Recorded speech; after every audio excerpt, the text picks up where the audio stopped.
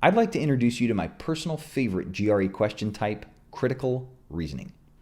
Now, as I mentioned in Module 1, these questions technically fall under the reading umbrella, but they're so unique and so specific that we really should explore them in more detail together.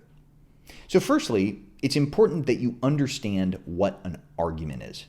Now, when I say argument, I'm not referring to a Thanksgiving dinner that goes off the rails or anything like that. In fact, it's a very, very logical construction. Let me show you what I mean. An argument is a conclusion that we draw based on some evidence that we have. So if I know this thing to be true about the world, I can draw this conclusion. A good argument stands on its own. It doesn't need any more information. But as we're going to see on the GRE, you're not going to encounter many good arguments. So to better understand arguments, let's take a look at a few. Consider the two that are on the screen right now. In each case, I want you to identify what the evidence for the argument is, what the conclusion for the argument is, and whether or not it's a good argument. Pause the video and give this a shot. Let's take a look at the first one here. All Californians are Americans. Bob is a Californian. Therefore, Bob is American. I think we can figure out, based on this word right here, what the conclusion of this argument is, right? It's that Bob is American. And what's that conclusion based on? Well, it's based on two pieces of evidence. Number one, that all Californians are American. In other words, if you are a Californian, automatically you're an American. And number two, that Bob is a Californian. So if Bob is a Californian, and by being a Californian, he's automatically an American, we can conclude that Bob is an American. Therefore, this argument is sound, right? It doesn't need anything else to be true. But you might have looked at this and said, well, hold on. You don't have to be American to live in California, right? It could be that there are some Californians who aren't American. I want to make this very clear. This is an exercise in logic, not anything to do with the real world. So California and America might as well be made up places here. If they give you a piece of evidence, you have to accept that evidence as true. It's not your job to argue about whether or not the evidence they give you is true. Your job is to figure out whether the evidence leads to the conclusion that they're trying to draw. And in this case, it does. So let's look at the second one here. All Californians are American. Bob's father is a Californian, and therefore Bob is American. Now, on this one, you might have done the opposite. You might have said, well, I know a thing or two about citizenship law, right? And if your parent is American, then you inherit American citizenship.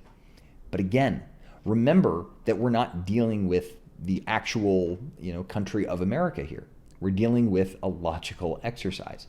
And so just because Bob's father is Californian, we can't make the logical jump and say that Bob automatically is Californian. That's not specified in the argument.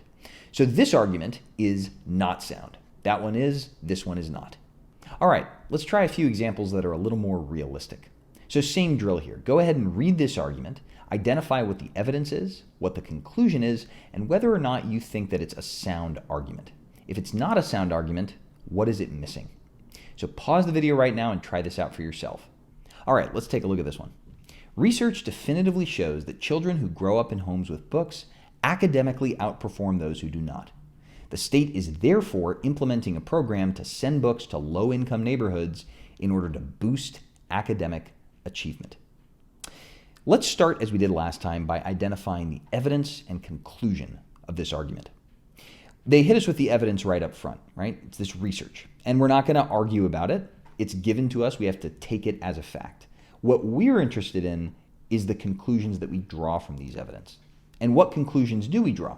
Well, based on this evidence, right, the state has decided that it's going to ship a bunch of books to a low-income neighborhood, and the reason for that is we're going to boost academic achievement there. Is this a sound argument? Well, it sure seems reasonable when you read it, but when you really, really dig in, you start to notice some problems. And let me point out a few for you. First of all, let's start with the children that we're discussing. Are we talking about low-income students, or are we talking about academically underperforming students? Now, you might say it's the same thing, unfortunately, right? We live in the real world, and we know that if you grow up in a household with fewer means, you're less likely to do well in school. But We cannot bring that knowledge about the real world into this imaginary scenario. We can only stick to the facts that we're given. So that's an outside assumption. So we're not even talking necessarily about the same students here, right? That's point number one. Point number two, and this is a key concept to know for the critical reasoning section, is that correlation is not causation. That's a famous saying, right? Correlation, I'll write it out, does not equal causation. That is to say, just because two events happen at the same time in the same place doesn't necessarily mean that one causes the other. I'm wearing my red shoes today and it rained. That doesn't mean that one causes the other, right? So just because there is a correlation between growing up in homes with books and doing well in school doesn't necessarily mean that one causes the other. Could there be other reasons why a student does well in school? Sure, you can list hundreds of them. But let's think about a reason that might also explain this correlation, and I'll give you an example. If you have a parent who cares a lot about your education, might that have some effect on how well you do in school? I would say so. It might also cause you to have books in the home, right? So those two facts coexist, but the books themselves do not necessarily cause the high performance in school. So this argument is flawed. Here's another one to practice with. Same story. Identify the evidence, identify the conclusion, and then decide if you think it's a sound argument. Let's explore this argument together. We start off with a piece of evidence. Last year, 77% of voters who were registered members of the BCP voted for Bubbles. A recent poll, this is our second piece of evidence, recent poll shows that 94% of registered BCP members now support Bubbles and his insane clown policies. And here's our conclusion. If the poll is accurate, so if this evidence is true, which we're going to assume that it is, Bubbles would likely receive even more votes today from BCP members than he did last year. Is this a sound argument? Well, on its face, it looks pretty reasonable, right? 77%, 94%, so more people support Bubbles.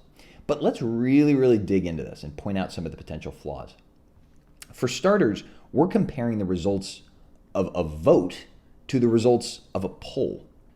Those two aren't the same thing. Do people always vote the way they say they will in polls? Not necessarily. Do people who respond to polls always vote, period? We don't know, right? So that's one potential problem. The other problem comes up, and this is a very common issue on the GRE, whenever they throw numbers at you. You want to be very suspicious whenever you see numbers because they're probably trying to pull a fast one on you. And let me explain what the problem here is. The conclusion says that Bubbles is going to get more actual votes, more raw votes than he did last year. But we have no idea how many votes he got last year. All we know is the percent of voters in this one party who voted for him. So here's a hypothetical. What if 77% of the voters in the party voted for Bubbles, but then maybe the people who didn't like Bubbles left the party?